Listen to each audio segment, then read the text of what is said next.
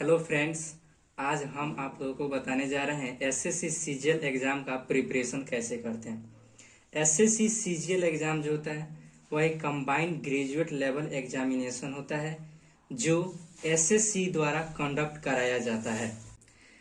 इसका एलिजिबिलिटी जो होता है, सबसे पहले a bachelor degree in any stream with recognised university, यानी कि आपके पास बैचलर डिग्री होना चाहिए किसी भी मान्यता प्राप्त विश्वविद्यालय से, यानी कि आपके पास ग्रेजुएशन का डिग्री होना अनिवार्य है।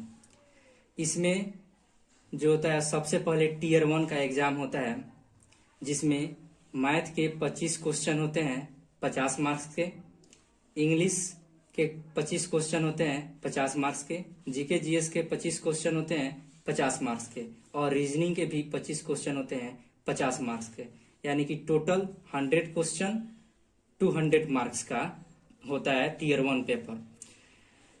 इस एग्जामिनेशन का टाइम जो होता है वह 1 घंटा होता है।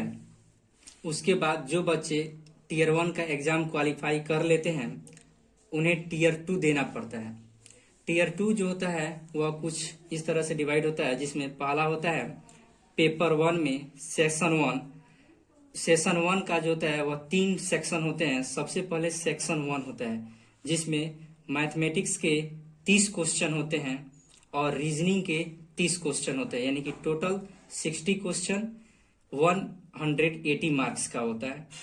उसके बाद आता है सेक्शन 2। सेक्शन 2 में इंग्लिश कॉम्प्रिहेंशन होता है 45 क्वेश्चन, और जनरल अवेयरनेस यानी कि जीके जीएस का पेपर होता है 25 क्वेश्चन का, टोटल 70 क्वेश्चन और 210 मार्क्स का होता है।